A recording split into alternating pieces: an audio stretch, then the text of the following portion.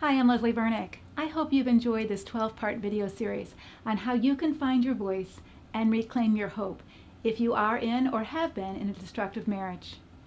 Maybe some of you have begun to understand and implement some of the things I've suggested, and you've seen your marriage begin to turn around. For others, you've done everything I've suggested, everything you can possibly think of, and even more, and there is no change in your husband. He still behaves like he's single. He refuses to get help. He continues to lie to you or spew his rage all over you, tell you what you can and cannot do, and manipulate and blame you for everything. He's still foolish, irresponsible, and he frightens you and the children.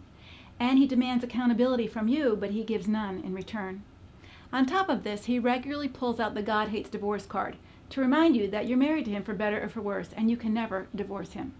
So now what? You're legally married, but you have no relational marriage. I liken it to wandering around in the dark shadows of nowhere land. So first, I want you to know that you do have choices to make, important choices that will affect you and your children for years to come. Many women continue to feel helpless, angry, and victimized because they have been told or have believed that they have no choices. They believe that God says that they have to stay living with their destructive spouse no matter what. But that's not true.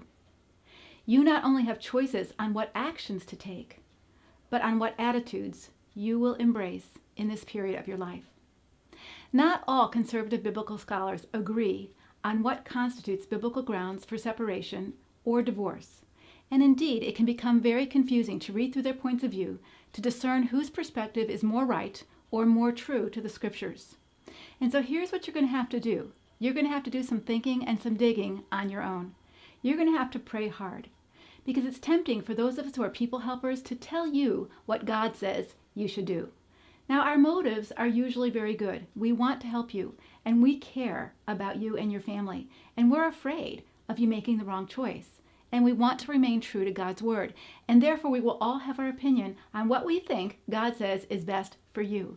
And it may be tempting for you to abdicate your decision-making responsibility to your pastor, a counselor, or someone who wrote a book on marriage or divorce.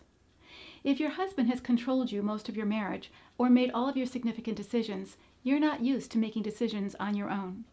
However, if you want to get healthier, you will need to learn how to make wise choices for yourself. And this doesn't mean that you don't consult with others, that you don't talk with your pastor, that you don't read outside books, but you must do the work yourself to understand what God's word says to you about you and your situation. It's crucial when you make this decision about what you do, you think through the potential consequences and the risks of your decision. What will it cost you and your children to continue to live in this toxic environment? And what will it cost you to leave? Only you should make a decision so serious that will affect you and your family for the rest of your lives. However, let me just leave you with some sobering statistics. It's important that you know that wife abuse accounts for 25% of all suicides by U.S. women and 50% of all suicides by African American women. The National Institute of Mental Health reports that a lack of intimate and confiding relationship, as well as overt marital disputes, have been shown to be related to depression in women. In fact, they say the rates of depression in women were shown highest among unhappily married women. Psychologist Daniel Goleman, in his book Social Intelligence, says this: "Science has now demonstrated that relationships don't just mold our experience, they also mold our biology." He writes, "Nourishing relationships have a beneficial impact on our health, while toxic ones act like a slow poison in our bodies." One woman told me this. She said, "I thought staying for my children was a good idea, but the damage it's caused is irreversible. As adults, they're all either victims or abusers. I wish I would have made a different choice." The Center of Child Abuse and Neglect at the University of Oklahoma reports that children who witness violence in their homes are 6 times more likely to commit suicide. In addition, they're 24 more times likely to commit sexual assault. They also have other problems. 50% are more likely to abuse drugs and alcohol, and 74% more likely to commit crimes against others. If your children are being abused in your home or they witness you being abused, the price to stay is way too costly. Yet leaving a destructive marriage is not pain-free. It too has costs and consequences. Financially, you may not be as well off. Your children will have to be in your spouse's care without your supervision during their visitation.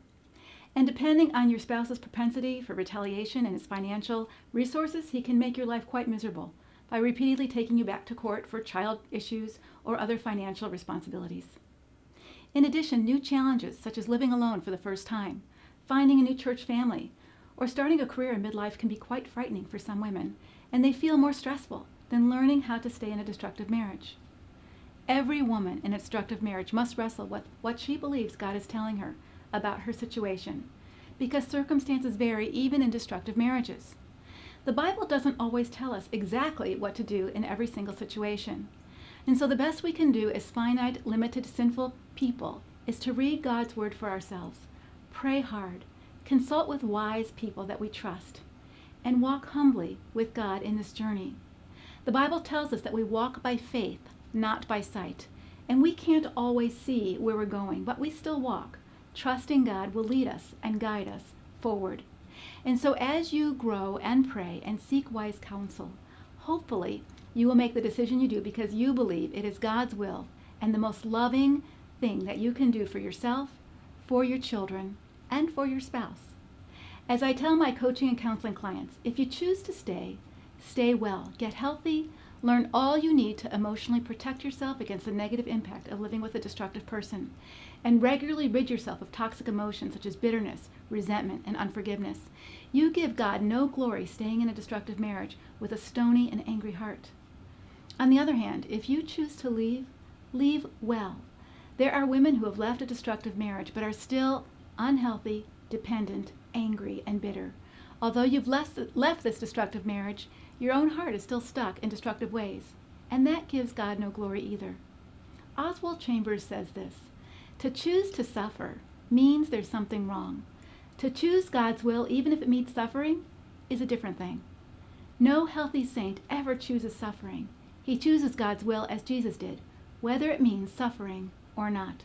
So please, whatever you choose, whether you stay or whether you separate or whether you divorce, be prepared for more suffering and grief ahead, because your decision will bring challenges and criticism from those who think you made the wrong choice.